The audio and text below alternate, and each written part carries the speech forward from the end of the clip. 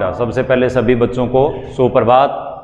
और आज हम इस वीडियो में हिंदी साहित्य का जो आधुनिक काल है, उस आधुनिक काल के आगे जो भाग है, इससे पहले अपने जो प्रयोगवाद पढ़ा, प्रयोगवाद के बाद में आगे आज हम यहाँ नई कविता पर चर्चा करेंगे। इस पर चर्चा करेंगे नई कविता। यहाँ नई कविता पर चर्चा करेंगे। पूर्व की तरह यहाँ भी सबसे पहले नई कविता का जो समय रहा है, जो दौर रहा है, चला है, वो कब से लेकर के कब तक चला है, उसकी बात करते हैं बेटा। देखिए बेटा, प्रयोगवाद के समांतर ही, या यूं कहें प्रयोगवाद के बाद विकसित हुई हिंदी कविता की जो नवीन धारा है, उसी को हम नई कविता के नाम से जानते हैं। जो रचनाकार प्रयोगवाद में काम कर रहे थे, वही आगे चल करके और नई कविता पर काम करने लगे। एक तरह से प्रयोगवाद के समानांतर ही नई कविता विकसित हुई है। तो समय भी जो प्रयोगवाद का रहा है, वही समय नई कविता का माना जाएगा। इसका मतलब हुआ कि 1951 से 1960 तक, 1951 से 1960 तक का समय है, वो नई कविता के लिए निर्धारित किया जाता है बेटा। अब बात करते हैं नई कविता की। देखिए बेटा, हिंदी साहित्य में उन रचनाओं को, उन कविताओं को जिनमें परंपरागत कवियों से आगे, परंपरागत मतलब इससे पहले से वो प्रगतिवाद के जो रहे हैं, या उससे पहले छायावाद के रहे हैं, तो छायावाद के बाद में आगे प्रगतिवाद, और प्रगतिवाद के बाद में आ गया प्रयोगवाद। तो इससे पहले के जो नए, यानी इससे पहले के जो रचनाकार रहे हैं, जिनमें परंपरागत कवियों से आगे नए भावबोध की अभिव्यक्ति के साथ नए मूल्यों और शिल्प विधान की यहां खोज हुई है। परंपरागत कविता से आगे चल करके, प्रगतिवाद से आगे चल करके नए मूल्य, नए शिल्प विधान, नए भावबोध की अभिव्यक्ति की खोज यहां हुई है। इसलिए इस युग की रचनाओं को नई कविता की श्रेणी में रखा गया है। इस युग की रचनाओं को नई कविता में शामिल किया जाता है। ये प्रयोगवाद के बाद विकसित हुई हिंदी कविता की एक नवीन धारा है बेटा। प्रयोगवाद के बाद विकसित हुई नवीन काव्य धारा मानी गई है बेटा। देखिए बेटा, नई कविता की जो लहर थी समाज साहित्य जगत में, जो आंदोलन था, इस आंदोलन की जो शुरुआत है, वो परिमल के रचनाकारों,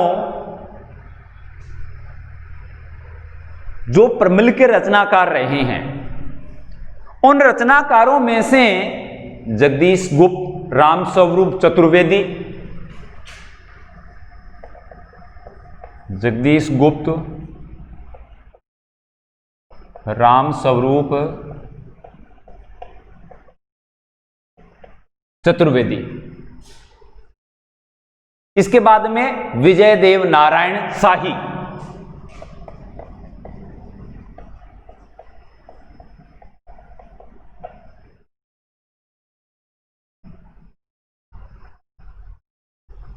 इनको नई कविता के आंदोलन को आगे बढ़ाने में, इस लहर को साहित्य जगत में व्याप्त करने में इन रचनाकारों की मुख्य भूमिका मानी गई है। वैसे तो सही मायने में नई कविता शब्द का जो नामकरण या इस शब्द की जो शुरुआत सबसे पहले सच्चिदानंद हीरानंद वात्स्यायन आज्ञे जी ने 1952 में, आज्ञे जी ने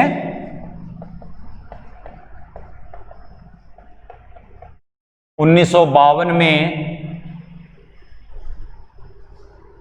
रेडियो पर प्रसारित अपने भाषण के द्वारा नई कविता शब्द का प्रयोग किया था। आज्ञे जी के बाद में दूसरा नाम लक्ष्मीकांत वर्मा का आता है।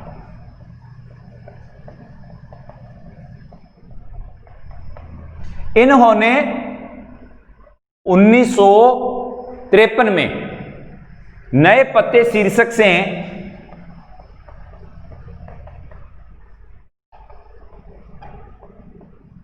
रचना प्रस्तुत करके और नई कविता की शुरुआत कर दी थी बेटा।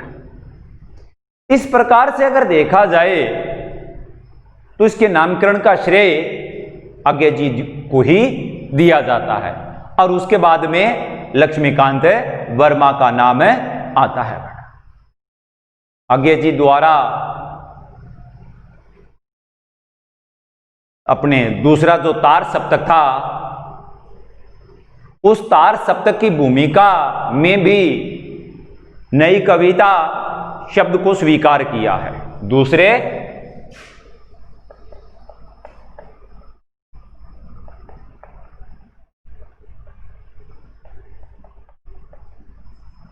तार सप्तक की भूमिका में भी आज्ञे जी ने नई कविता शब्द को स्वीकार किया है।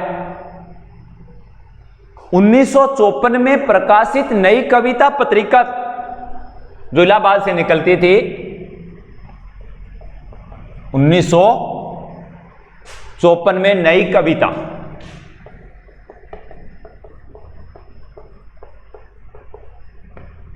ये एक पत्रिका प्रयाग से निकलती थी। इसमें भी नई कविता शब्द की शुरुआत हो चुकी थी। इस प्रकार से इस युग में नए नए भावबोध, नए नए मूल्यों, नए शिल्प विधान की इस युग के रचनाकारों ने खोज की और उसी चीज को, खोज को इन लोगों ने अपनी रचनाओं में शामिल किया। तो इस प्रकार से हिंदी साहित्य के अंदर एक जो परिवर्तन का दौर आगे जो चल पड़ा था, काव्य के क्षेत्र में, हिंदी साहित्य में काव्य के द्वारा जो एक परिवर्तन का दौर जो आगे चल पड़ा था, एक बदलाव की बयार जो बह रही थी, जिसको नई कविता के नाम से जाना गया। अब बात करते हैं आगे इस नई कविता की विशेषताएं। यानी नई कविता की क्या क्या विशेषताएं रही है। बात आती है पहली विशेषता इसकी कथ्य की व्यापकता।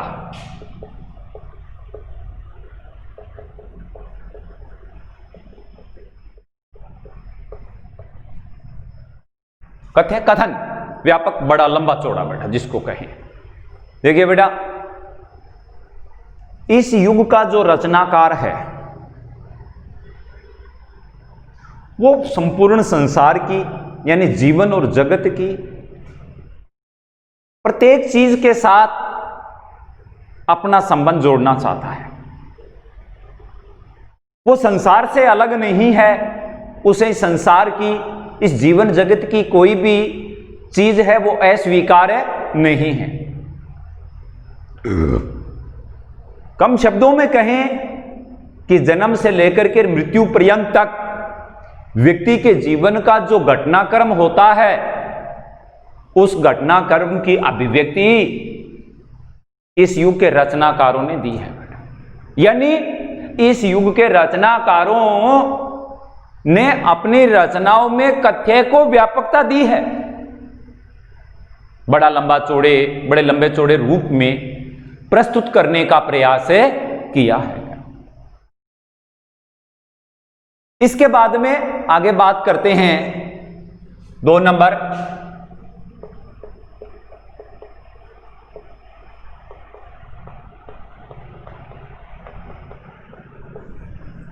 सहानुभूति पर बल। इस युग का जो रचनाकार है वो जिस रूप में कथ्य को अनुभव करता है,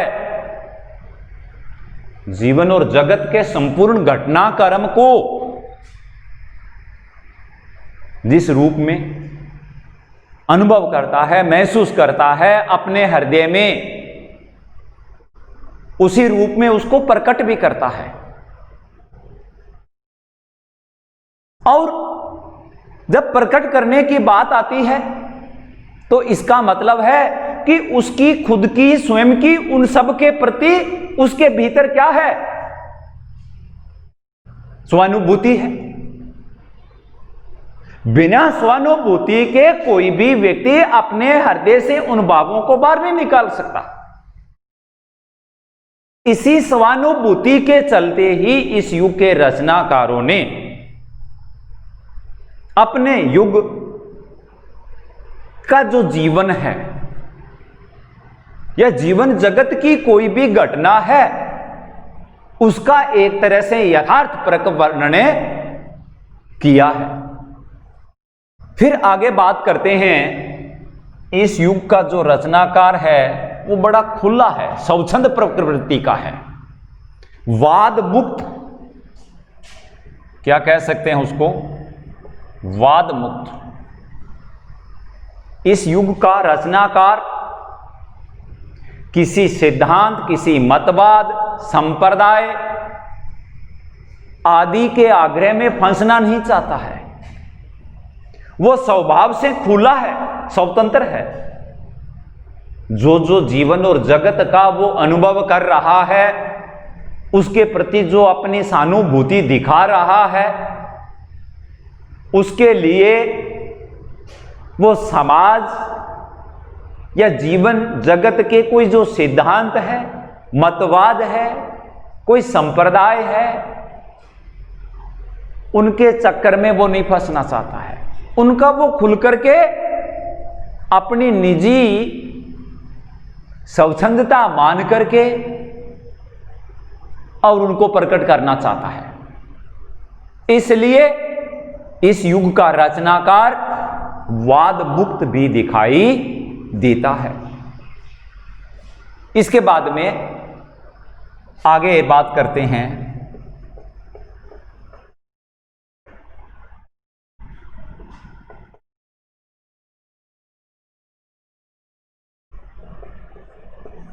परंपरा को अस्वीकार। परंपरा से हट करके देखिए, देख बेटा, आगे बढ़ना है, प्रगति और उन्नति की ओर कदम बढ़ाने हैं, तो ये स्वाभाविक सी बात है कि पीछे से चले आ रही जो परंपराएं हैं, रूढ़ियां हैं, कुप्रथाएं हैं, आडंबर है, उनमें यदि हम बंधे रहेंगे या सामाजिक प्राणी है वो उनके अंदर बंधा रहेगा, तो आगे बढ़ने के यानी विकास के लिए जो मार्ग है वो प्रशस्त नहीं होगा। परिवर्तन प्रकृति का अटल विधान है, बदलाव अवश्य आएगा। इसलिए पहले से चली आ रही परंपराओं को त्यागना पड़ेगा। उन परंपराओं से हटकर के इस युग का रचनाकार इस जीवन और जगत में बहुत बड़ा करना चाहता है। उसका मानना है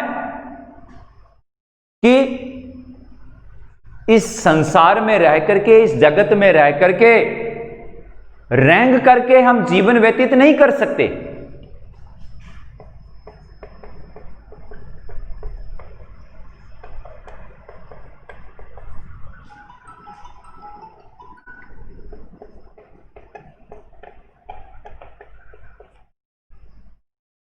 मानता है कि इस जीवन के अंदर हम रेंग कर जीवन व्यतीत नहीं कर सकते। उड़ करके सुंदर कल्पनाओं को, स्वप्नों को संजो करके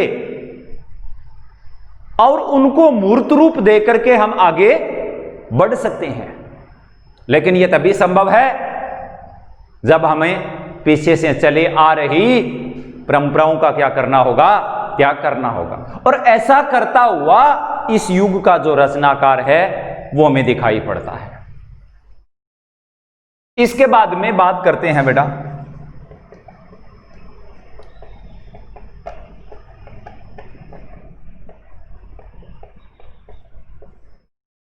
लघु मानव की प्रतिष्ठा। इस युग का जो रचनाकार है वो, इस युग का जो रचनाकार है उसका जो उद्देश्य है वो मनुष्य की समग्रता है। मनुष्य की समग्रता। उसके लिए इस संसार में कोई छोटा बड़ा नहीं है। ये छोटे बड़े का भेद है वो उसे स्वीकार नहीं है। सारे संसार के मानव उसके लिए समान है। उसके भीतर विषव कुटुंब की भावना है। सबके प्रति उसके भीतर, चाहे वो छोटा है बड़ा है, सबके प्रति आदर है, सम्मान है। लोक कल्याण की भावना उसके भीतर है। इसीलिए उसने सबसे पहले, या यूं कहें अपनी रचनाओं में बड़े की अपेक्षा छोटे मानव की प्रतिष्ठा को स्थापित करने की कोशिश की है। इसके बाद में आगे बात करते हैं जिजीविषा। ये प्रवृत्तियां चल रही है, विशेषताएं चल रही है बेटा। जिजीविषा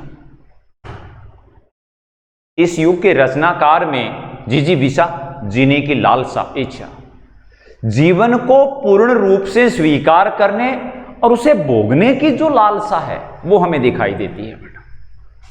क्योंकि इस युग का जो रचनाकार है वो जीवन और जगत का जो संपूर्ण घटनाक्रम है, यानी जन्म से लेकर के मृत्यु पर्यंत तक का जो घटनाक्रम है, उस संपूर्ण घटनाक्रम को वो स्वीकार करता है और फिर उसको भोगने की जो लालसा है वो उसके भीतर समाई हुई है।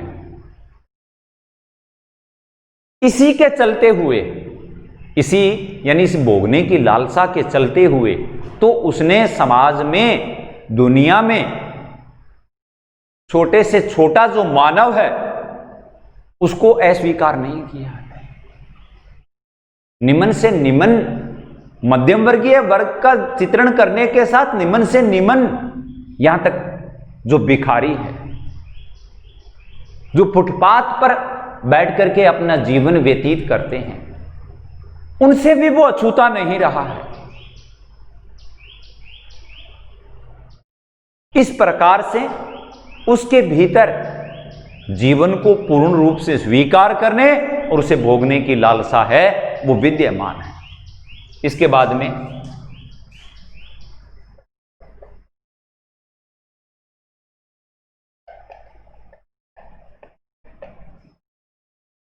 सामाजिक यथार्थ।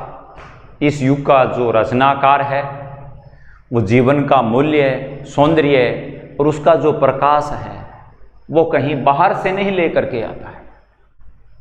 इस युग का रचनाकार जीवन का मूल्य, सौंदर्य और उसका जो प्रकाश है वो इसी मानव जीवन के बीच में से खोज करके निकालना चाहता है। इसी में उसका विश्वास है। तभी तो इस युग के काव्य में सामाजिक यथार्थ का दर्शन पाठक को होता है। इस युग का रचनाकार जीवन का मूल्य, सौंदर्य और उसका प्रकाश इसी में से निकाल करके, खोज करके और उसका चित्रण कर रहा है। तभी तो उसके काव्य के अंदर है सामाजिक यथार्थ का जो दर्शन है वो पाठक को होता है। अगली बात,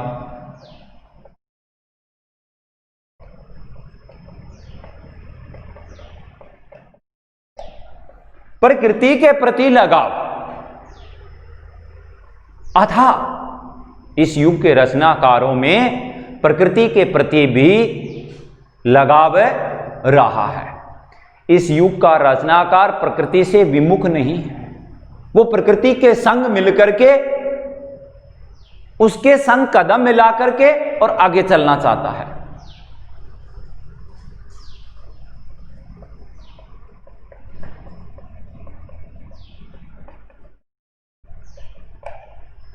नया शिल्प विधान,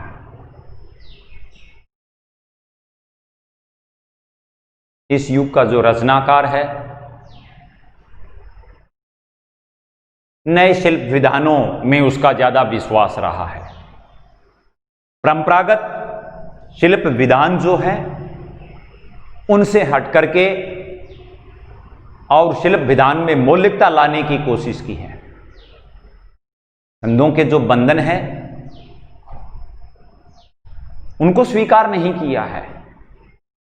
इसीलिए नई कविता में मुक्तक छंद का प्रयोग सबसे ज्यादा हुआ है। इन्हीं के समानांतर अपनी रचनाओं में सौंदर्य लाने के लिए अलंकारों को जगह दी है। अलंकारों के द्वारा कविता के सौंदर्य को बढ़ाने का प्रयास किया है। फिर उपमान है, प्रतीक है, बिंब है, भाषा है। भाषा कठिन नहीं है। संस्कृत निष्ठ तत्सम तद्भव शब्दावली की जगह आम आदमी की सामान्य बोलचाल की जो भाषा रही है उसको ज्यादा महत्व दिया है। और ऐसा करने का तात्पर्य यही है कि इसको आम आदमी उसका भावबोध है वो ग्रहण कर सके। शैली में किसी प्रकार का बंधन भी स्वीकार्य नहीं है।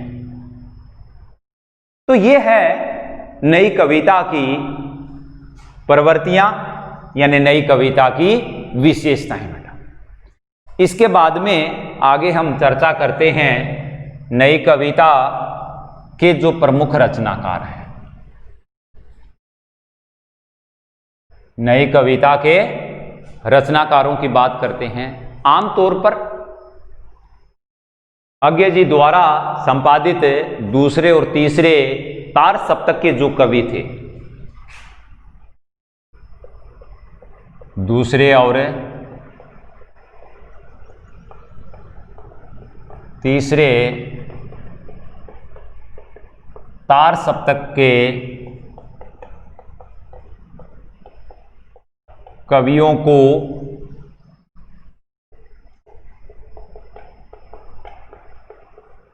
नई कविता के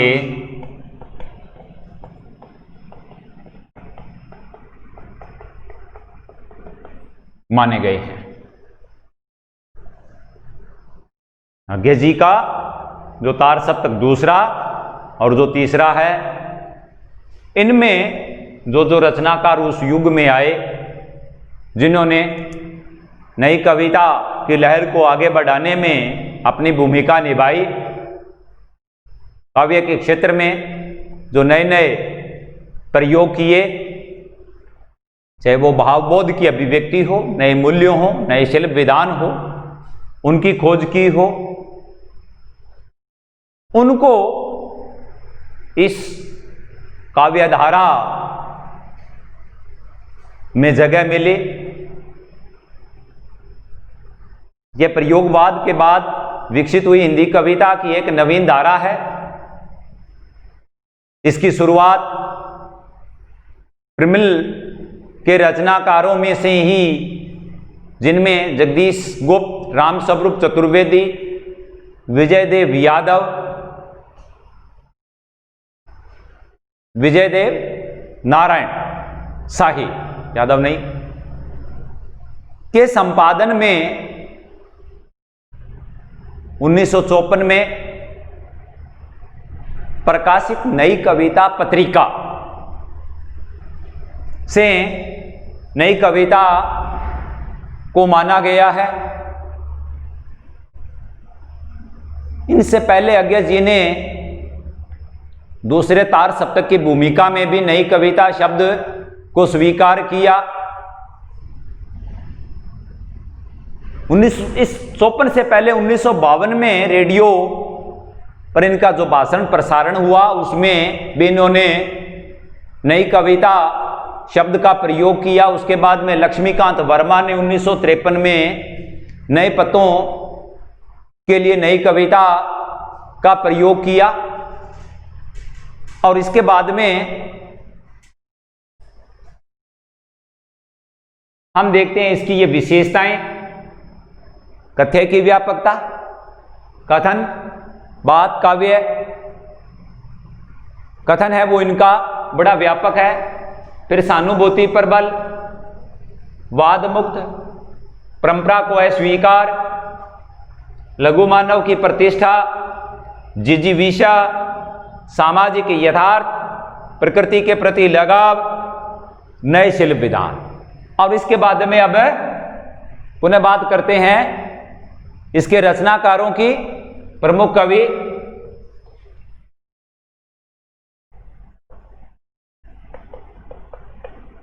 वो आपको बता दिया, दूसरे और तीसरे तार सप्तक के कवियों को नई कविता के कवि माने गए हैं।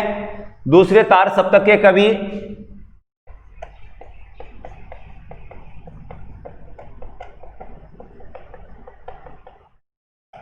कौन कौन से हैं? दूसरे तार सप्तक के कवि कौन कौन से हैं? जिनमें नाम आता है रघुवीर सहाय,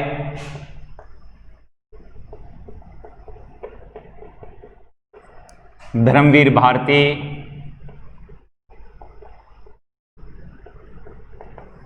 रघुवीर सहाय, धर्मवीर भारती के बाद में नरेश मेहता,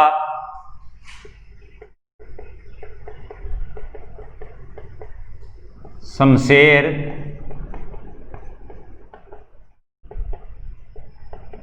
बहादुर सिंह, नरेश मेहता, शमशेर बहादुर सिंह, भवानी प्रसाद मिसर,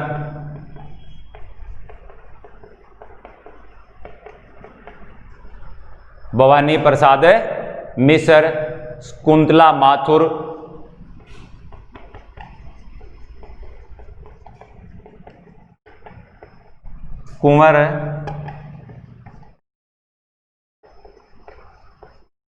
कुंवर नारायण, सर्वेश्वर दयाल सक्सेना,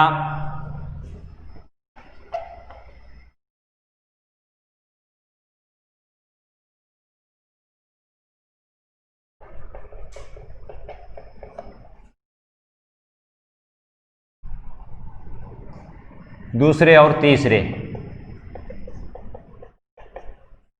इसके बाद में अन्य रचनाकारों की बात करें, अन्य कवि और कौन कौन से हुए हैं, तो उनमें श्रीकांत वर्मा,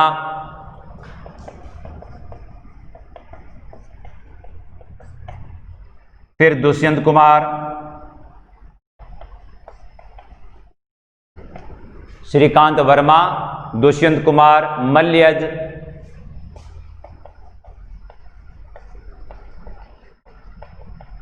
सुरेंद्र तिवारी, मल्यज, सुरेंद्र तिवारी, धूमिल,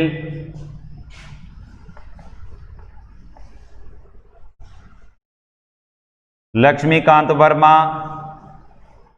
धूमिल लक्ष्मीकांत वर्मा के बाद में अशोक वाजपेयी,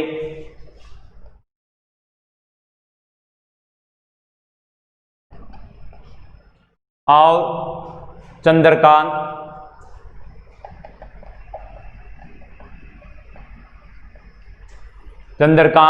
देवताले, ये नई कविता के अन्य कवियों में गिने जाते हैं। तो इस प्रकार से हमारी जो नई कविता थी, नई कविता की जो काव्य धारा चली, उसके बारे में चर्चा हुई है, उसकी प्रवृत्तियों के बारे में चर्चा हुई है, और उसके बाद में उसके जो रचनाकार है उनके बारे में चर्चा हुई है।